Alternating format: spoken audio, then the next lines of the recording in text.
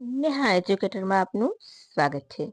આજે હું તમારા માટે લઈને આવી છું 6 ફેબ્રુઆરી 2024ના મહત્વના કરંટ અફેર્સ, જે તમારી આવનારી પરીક્ષામાં તમને ખૂબ ઉપયોગી થશે. તમને એક માર્ક અપાવવામાં મદદરૂપ થશે. પરંતુ તે પહેલા વિડીયોની લિંકને તમારા મિત્રો સાથે શેર કરવાનું ભૂલતા નહીં. વિડીયોની PDF પણ તમને મળી જશે. સાથે સાથે વિડીયોને લાઈક કરવાનું ભૂલતા નહીં. તમને કેવો લાગે છે તે પણ કમેન્ટ કરવાનું ભૂલતા નહીં. ખરું ને ફ્રેન્ડ્સ? અને હા, જો તમે આ ચેનલ ઉપર નવા હોય તો નેહા એજ્યુકેટરને સબસ્ક્રાઇબ કરવાનું પણ ભૂલતા નહીં. તો ચાલો હવે બિલકુલ પણ સમય બગાડ્યા વગર આપણે આપણા પ્રથમ પ્રશ્ન તરફ આગળ વધી જઈશું. આજનો આપણો પ્રથમ પ્રશ્ન છે: ભારતમાં DRDO દ્વારા 3 ફેબ્રુઆરી 2026ના રોજ સફળ રીતે પરીક્ષણ કરવામાં આવેલ SFDR ટેકનોલોજી કયા પ્રકારની મિસાઇલ માટે છે? SFDRનું પરીક્ષણ ટેકનોલોજીનું સફળ પરીક્ષણ કરવામાં આવ્યું છે DRDO દ્વારા, રાઈટ? તો સેના માટે કરવામાં આવ્યું છે? ઓપ્શન એ આંતરખંડીય ballistic missile, submarine launch missile, surface to air missile કે air to air long distance missile, right? તો અહીં આપણો જવાબ શું આવશે? Option D, air to air long distance missile માટે SDFRનું પરીક્ષણ કરવામાં આવ્યું છે. સોલિડ ફ્યુલ ડિરેક્ટ રામજેટ ને એર ટુ એર લાંબી મિસાઇલ દૂરી મિસાઇલ માટે ડેવલપ કરવામાં આવ્યું છે. ક્યાંથી? તો ચાંદીપુરાના ઇન્ટિગ્રેટ ફ્રેન્ચથી. USA, બ્રિટન, ફ્રાન્સ ને ભારત બાદ ભારત પાસે આ ટેકનોલોજી ધરાવનારો ચોથો દેશ બન્યો છે. આ તમારા માટે રહ્યું પ્રૂફ અને ડિટેલ. બરાબર. આ શું કરે છે? તો હવામાંથી જ ઓક્સિજન લઈને ઈંધણ પ્રાપ્ત કરે છે રામજેટ, યાદ રાખજો.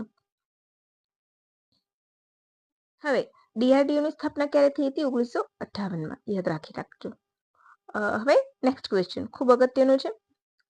કેમ? તો અત્યારે હમણાં જ વુમનના મેન્સ્ટ્રુઅલ એટલે કે પીરિયડ્સને લઈને જે ચુકાદો આપવામાં આવ્યો છે સુપ્રીમ કોર્ટ, તો એને અનુરૂપ આ તમે સંલગ્ન કરો તો આ પણ એક અગત્યની વાત છે કે સ્ત્રી તરફ કેવા અત્યાચાર થતા હોય છે અને એની વિરુદ્ધ અવાજ ઉઠાવવા માટે આ દિવસ ઉજવવામાં આવે છે. ચાલો આપણે જોઈ લઈશું. International day for zero tolerance for female genital mutation ક્યારે ઉજવવામાં આવે છે? તો 30 જાન્યુઆરી, 31 જાન્યુઆરી, 2 ફેબ્રુઆરી કે 6 ફેબ્રુઆરી? તો આજનો દિવસ એટલે કે 6 ફેબ્રુઆરી. હવે આપણે 30 જાન્યુઆરી કયા દિવસે ઉજવવામાં આવે છે? 6 ફેબ્રુઆરી, અને શોર્ટમાં FGM પણ કહે છે, FGM ડે પણ કહે છે. અચ્છા, ચલો આપણે જોઈશું. 30 જાન્યુઆરી સર્વોદય દિવસ, પછી રાષ્ટ્રીય સ્વચ્છતા દિવસ, શહીદ દિવસ, રાઈટ? યાદ રાખજો આ 3 ઇમ્પોર્ટન્ટ દિવસ, અને રાષ્ટ્રીય રક્તપિત્ત દિવસ, નાબૂદી દિવસ પાર્ટ, રાઈટ? આ 4 દિવસ 30મી જાન્યુઆરીના રોજ ઉજવવામાં આવે છે. તો યાદ રાખી લેજો. બરાબર. હવે આપણે આજના દિવસ 2 ફેબ્રુઆરી, તો તમને સૌને ખ્યાલ જ છે કે વેટલેન્ડ દિવસ, બરાબર છે? અને આજનો દિવસ એટલે કે 6 ફેબ્રુઆરી FGM day, international day of tolerance for female genital mutation, એટલે કે 2030ના સસ્ટેનેબલ ડેવલપમેન્ટ ગોલ સુધી પહોંચવા માટે FGMને ઘટાડવું ખૂબ મહત્વનું છે. તો FGM શું છે? તો મહિલાઓના જનનાંગોને કોઈ પણ જાતના તબીબી નિરીક્ષણ વગર, તબીબી સાધનો વગર એના જનનાંગોને કાપવામાં આવે છે, પ્રાઇવેટ પાર્ટ્સને, જે આગળ જઈને તેના માટે ગંભીર બીમારીનું સ્વરૂપ પણ બને છે. ઘણી વખત ગર્ભવતી બનવામાં પણ તકલીફ પડતી હોય છે દીકરીને, કે જે પણ મહિલાની સાથે કરવામાં આવી હોય છે. ખાસ કરીને મુસ્લિમ દેશોમાં આ પ્રથા વધુ જોવા મળે છે, રાઈટ? આફ્રિકાના, પરંતુ ભારતમાં પણ મહદ અંશે જોવા મળે છે. FGM મહિલા વિરુદ્ધનું જઘન્ય અપરાધ માનવામાં આવે છે. વિશ્વમાં આફ્રિકા, મધ્ય પૂર્વ અને એશિયા, મધ્ય પૂર્વ અને એશિયાના 30 દેશોમાં લગભગ 23 કરોડ મહિલાઓ FGMનો ભોગ બની છે, જ્યારે 40 લાખ મહિલાઓને આમાંથી પસાર થવાનું થાય છે. UNFP અને યુનિસેફે 2008થી સંયુક્ત રીતે વિશ્વનું સૌથી મોટું FGM નિવારણ કાર્યક્રમ શરૂ કર્યો હતો. હવે આ દિવસ ક્યારથી ઉજવાય છે? તો 2012થી ઉજવાય છે, એ યાદ રાખી લેજો. FGM નિવારણ કાર્યક્રમ કોણ ચલાવે છે? તો યુનિસેફ અને UNFPA. United Nation Population fund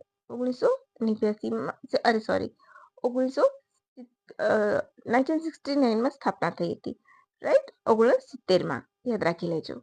તો આ અને અત્યારે સુપ્રીમ મેન્સ્ટ્રુઅલ હાઇજીનને, ભારતની સુપ્રીમ કોર્ટે મેન્સ્ટ્રુઅલ હાઇજીનને ફંડામેન્ટલ રાઇટ આપ્યા છે.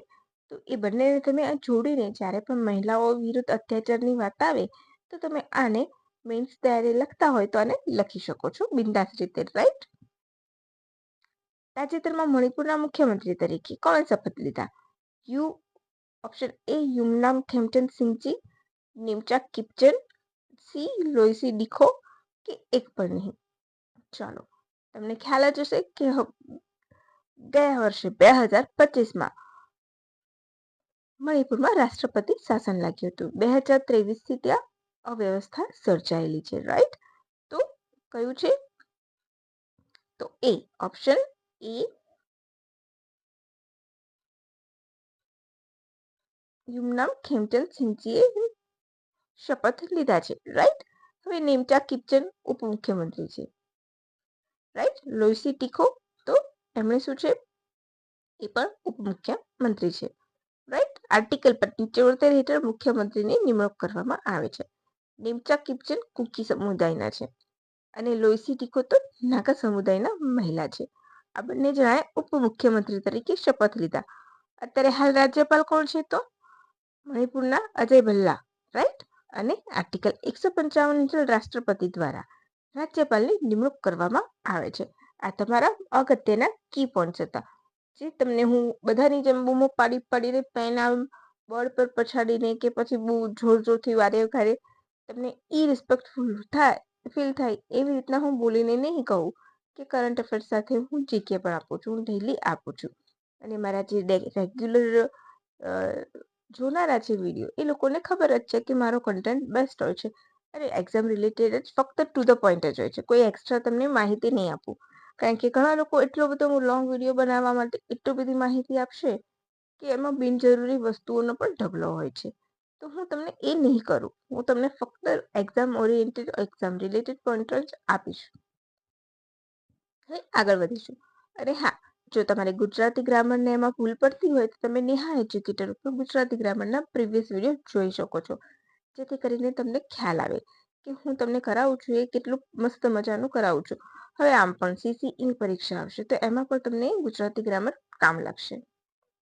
ભારત સરકારે DRAP એટલે કે ડમ્પ સાઇટ રેમિડિએશન એક્સેલેરેટર પ્રોગ્રામ માટે કયા વર્ષનું લક્ષ્યાંક રાખ્યું છે? 0 રાખવાનું છે એને. ઓક્ટોબર 2026, ડિસેમ્બર 2026, જૂન 2026 કે મે 2026? તો અહીં આપણો જવાબ આવશે ઓપ્શન એ ઓક્ટોબર 2026. એટલે કે આ વર્ષના ઓક્ટોબર મહિનામાં ભારતે 0 ડમ્પ સાઇટ કરવાનો લક્ષ્યાંક મૂક્યો છે.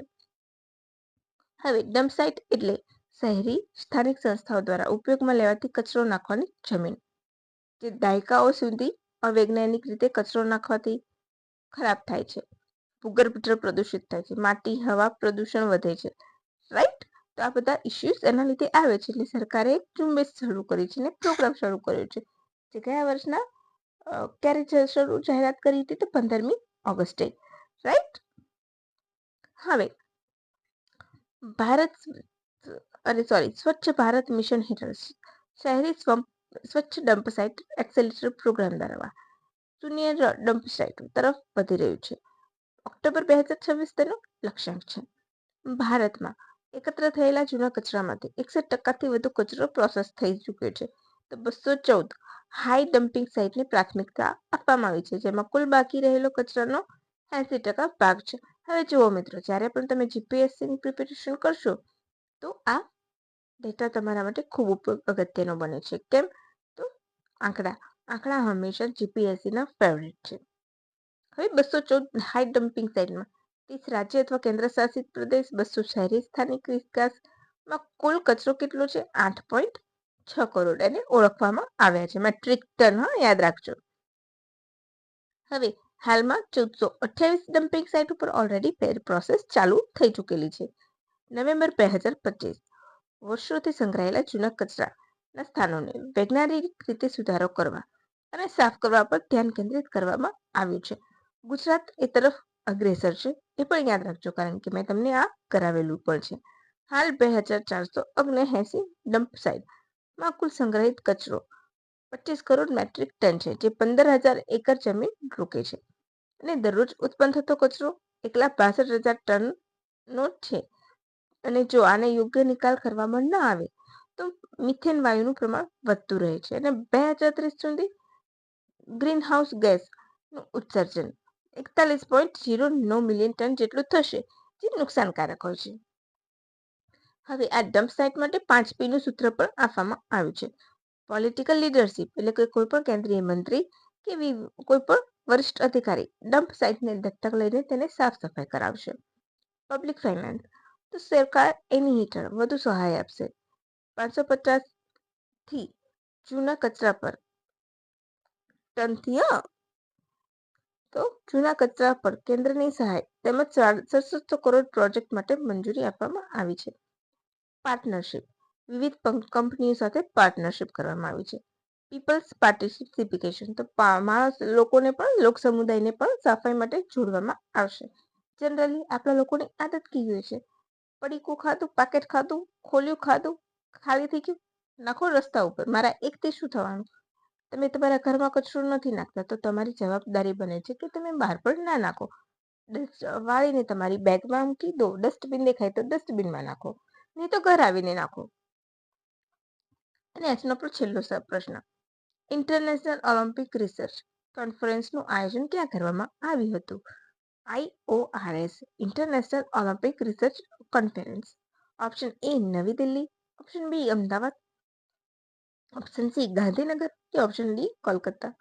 તો અહીં આપણો જવાબ આવશે ઓપ્શન સી ગાંધીનગર. ડન. રાષ્ટ્રીય રક્ષા શક્તિ યુનિવર્સિટી ખાતે કરવામાં આવ્યું હતું. એનું બીકોર એટલે કે Bharat centre of Olympic research and education છે, ત્યાં એનું આયોજન કરવામાં આવ્યું હતું. દર મહિને જાન્યુઆરી મહિનામાં કરવામાં આવે છે, પરંતુ દર મહિને એટલે કે આ એનું ફક્ત બીજું જ સંસ્કરણ છે. રાઈટ. 15 થી વધુ દેશોના 55 રાષ્ટ્રની આંતરરાષ્ટ્રીય વ્યવસ્થાઓએ તેમાં ભાગ લીધો હતો. ઉદ્દેશ્ય તો ગ્લોબલ ગવર્નન્સ, પારદર્શિતા, ઓલિમ્પિક ટેકનોલોજી વગેરેના ઉકેલ ઉપર ચર્ચા કરવી. હવે પ્રતિષ્ઠિત અતિથિઓમાં ઇન્ટરનેશનલ ઓલિમ્પિક એકેડેમીના પ્રમુખ, Perth world police and fire games organisation કમિટીના એક્ઝિક્યુટિવ અને ફ્રાન્સ, રશિયા, બ્રાઝિલની નેશનલ ઓલિમ્પિક કમિટીના અગ્રણી ભાગ લીધો હતો.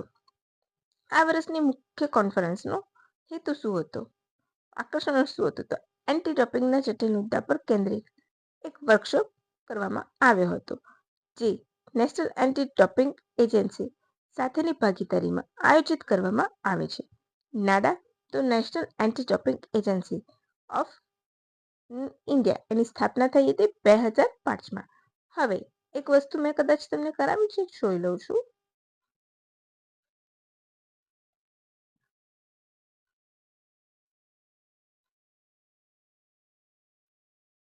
અચ્છા, toward 2030 ending FGM is not possible without sustainable commitment and investment. એ આ વર્ષની થીમ છે. હંમેશા થીમ, કોઈ પણ દિવસની થીમ ક્યારથી ઉજવવામાં આવે છે અને કોના દ્વારા ઉજવવામાં આવે છે અને મુખ્ય હેતુ શું છે, આ 4 બાબતો હંમેશા યાદ રાખવી. કેમ? તો એ સંભવિત વિધાન વાક્ય તેનું બની શકે છે. રાઈટ. એટલા માટે. તો ચાલો ફ્રેન્ડ્સ, હવે અહીંયાથી આપણે રજા લઈશું. ફરીથી વધારાની માહિતી સાથે, વધારા ટોપિક સાથે આપણે ફરી મળીશું. તો નેહા એજ્યુકેટર સાથે જોડાયેલા રહેજો અને નેહા એજ્યુકેટરને લાઈક, શેર, સબસ્ક્રાઇબ કરવાનું ભૂલતા નહીં. તો ચાલો ફ્રેન્ડ્સ, રજા લઈશું. Bye and have a good day.